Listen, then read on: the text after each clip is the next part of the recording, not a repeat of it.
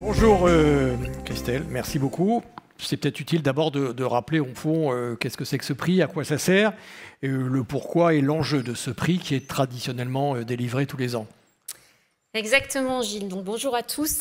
Je suis ravie en tout cas d'officier à la remise de ce prix donc, traditionnel de CCR en matière de catastrophes naturelles. Donc ce prix, ça fait depuis 2015 qu'il existe, vous le savez. Il récompense une thèse consacrée à la connaissance des catastrophes naturelles et son application au métier de l'assurance et de la prévention des risques.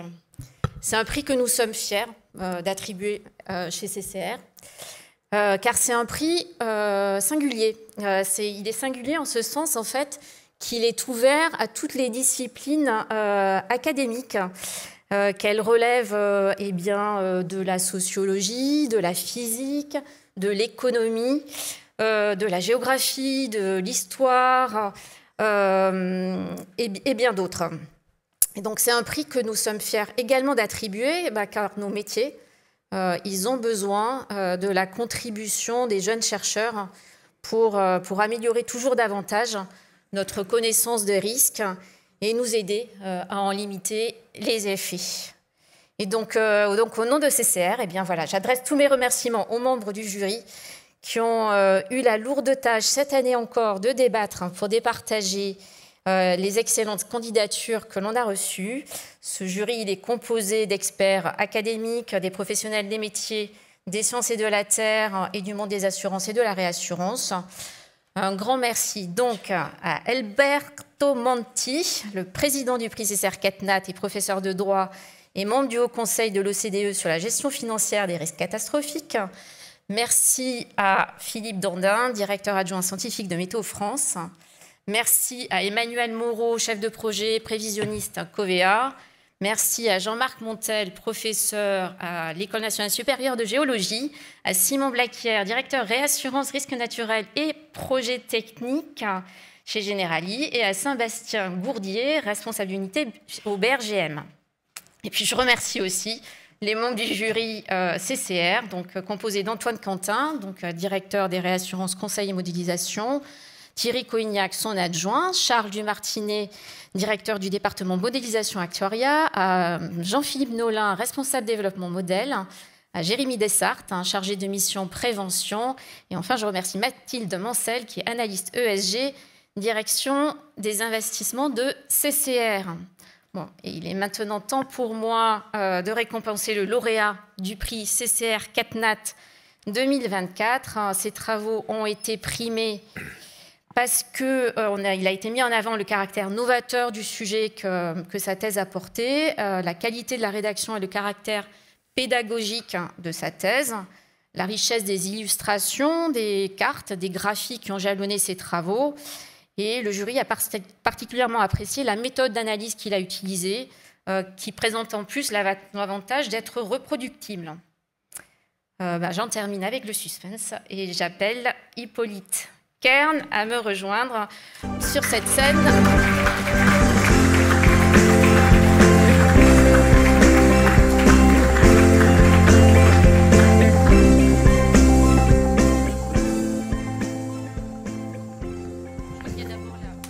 Voilà, le micro, ça sera plus facile. Ça sera plus facile.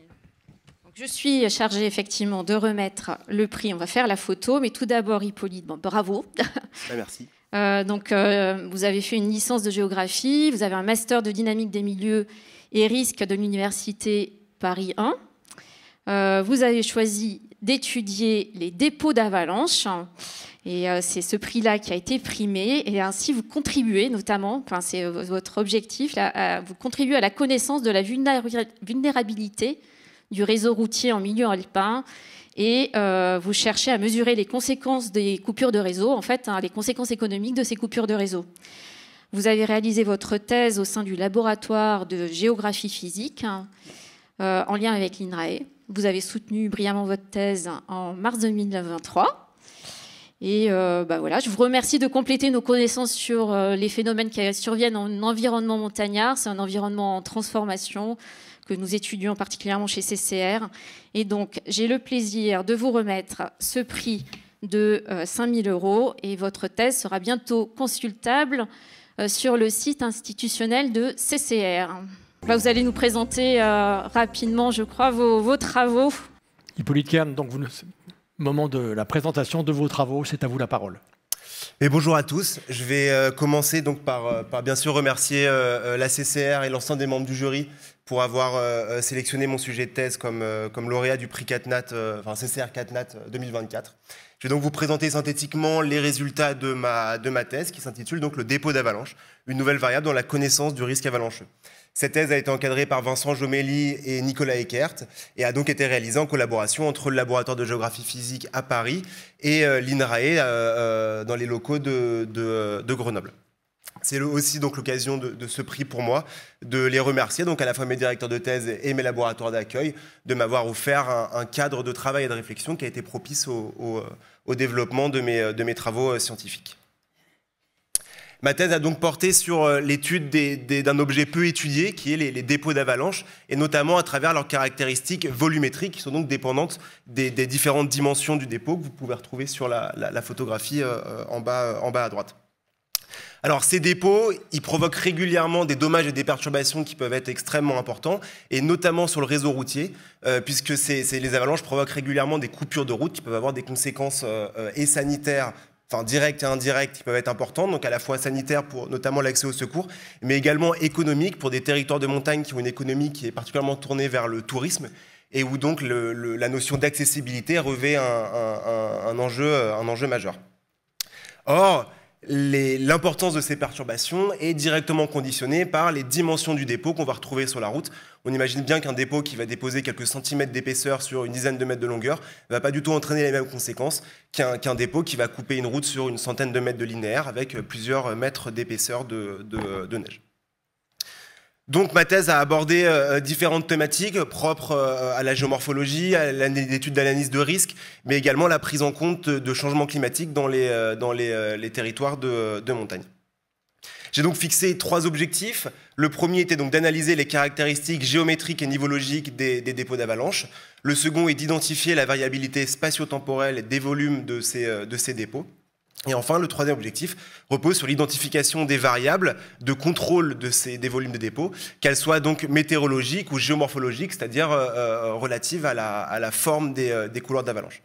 Pour développer ces objectifs, j'ai donc élaboré une méthodologie qui se basait sur l'analyse statistique d'une base de données historique, mais également sur la mise en place d'un protocole de terrain et sur le développement d'outils de géomatique.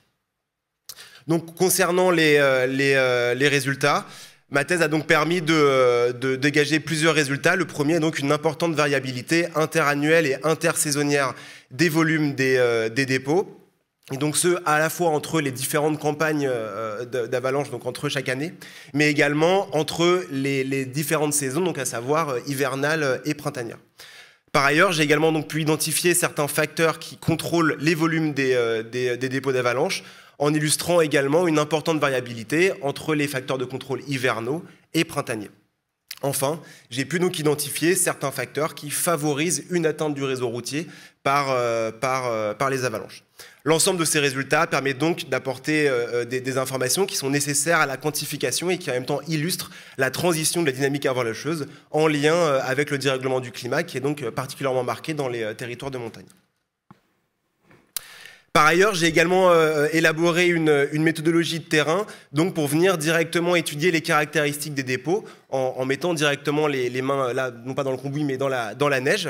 Donc en se concentrant sur plusieurs caractéristiques.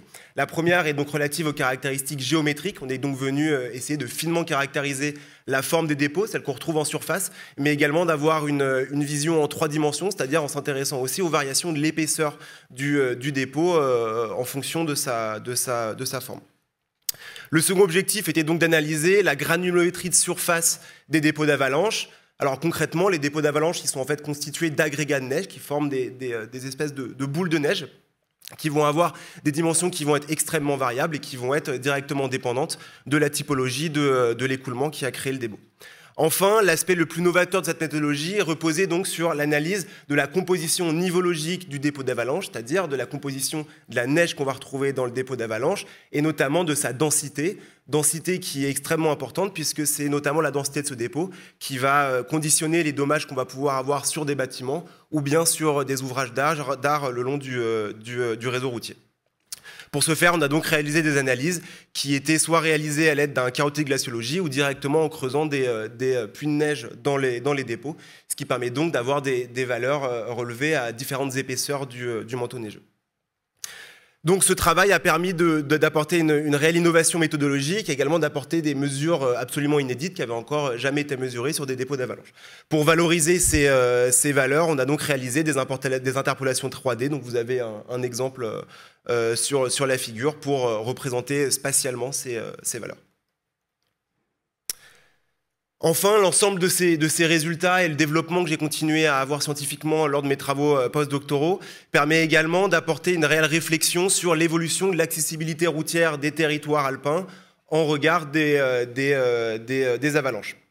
Les résultats illustrent donc une importante diminution temporelle de l'exposition du réseau routier depuis 1980, qui est cependant marquée par la présence d'années extrêmes, à la fois par la fréquence des avalanches, mais également par leur intensité, et notamment à travers la présence d'années avec des volumes qui peuvent être extrêmement importants.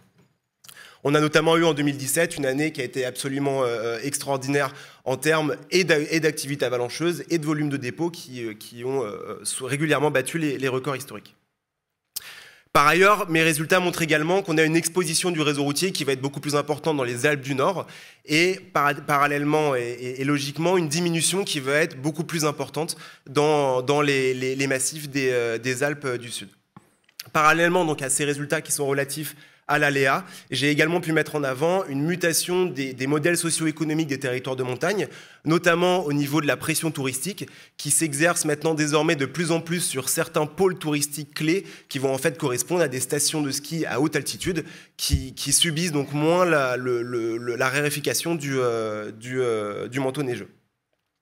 Cette mutation de la pression touristique entraîne donc forcément des bouleversements sur la fréquentation de certains réseaux routiers, soit avec une diminution, soit avec une augmentation très importante.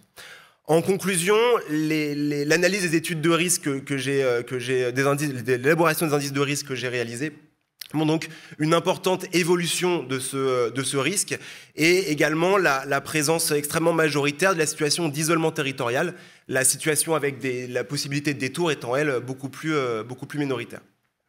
Donc désormais, la principale perspective pour continuer ces travaux repose donc sur la mise en place de projections d'indices de risque dans le futur, avec différents scénarios plus ou moins pessimistes ou optimistes, qui prendront donc à la fois en compte les variations de l'aléa et de la vulnérabilité, avec notamment un enjeu d'accessibilité qui repose en l'organisation éventuelle qui semble bien avancée des Jeux Olympiques d'hiver dans les territoires alpins en 2030. Voilà, je vous remercie de votre attention. Merci Hippolyte. Vous restez 2-3 minutes avec nous parce qu'il y a quelques questions de la part du public. Avec plaisir. Première question, quels sont les différents acteurs qui peuvent être directement intéressés par vos résultats? Vous l'avez un petit peu effleuré tout à l'heure. Par exemple, c'est les collectivités locales directement concernées, mais seulement, peut-être pas seulement. Absolument. Alors en fait, mes résultats ils sont relatifs à plusieurs échelles. La première, c'est donc l'échelle du tronçon routier, donc intra ou même infracommunal. Je vous ai représenté cartographiquement des échelles de massifs, mais en fait, on a des effets d'échelle qui peuvent être extrêmement variables. Donc effectivement, les acteurs locaux, que ce soit les communes, les départements, les régions, peuvent être directement intéressés par ces résultats. On a comme idée principale de créer un véritable outil d'aide à la décision, notamment pour la mise en place de protection du réseau routier. Mais par ailleurs, et ça tombe bien que je passe juste après la présentation sur la protection civile, on a également comme objectif d'identifier des secteurs clés qui en fait correspondront à des secteurs qui seront en capacité d'accueillir d'éventuels naufragés de la route et donc de mettre en place des systèmes d'hébergement d'urgence. On peut imaginer un cas de figure où on aurait une coupure de route majeure pendant le chassé-croisé du mois de février, où on aurait là des dizaines de milliers, voire des milliers de naufragés de la route qui se retrouveraient sans hébergement et en ayant l'impossibilité de se déplacer. Merci beaucoup Hippolyte, c'était très, très complet, très informatif. On souhaite bon vent évidemment à votre rapport. Il faut bien sûr que votre rapport soit largement diffusé, mais j'imagine que vous en occupez. Peut-être Christelle, un dernier mot ? Tout à fait. Donc, au nom de CCR, je remercie et je félicite à nouveau Hippolyte. Et on peut retrouver tout sa thèse sur le site institutionnel de CCR. Merci encore Hippolyte, je pense qu'on peut tous l'applaudir. Bravo. Merci pour votre attention. Beau travail, merci beaucoup. Merci beaucoup à tous les deux.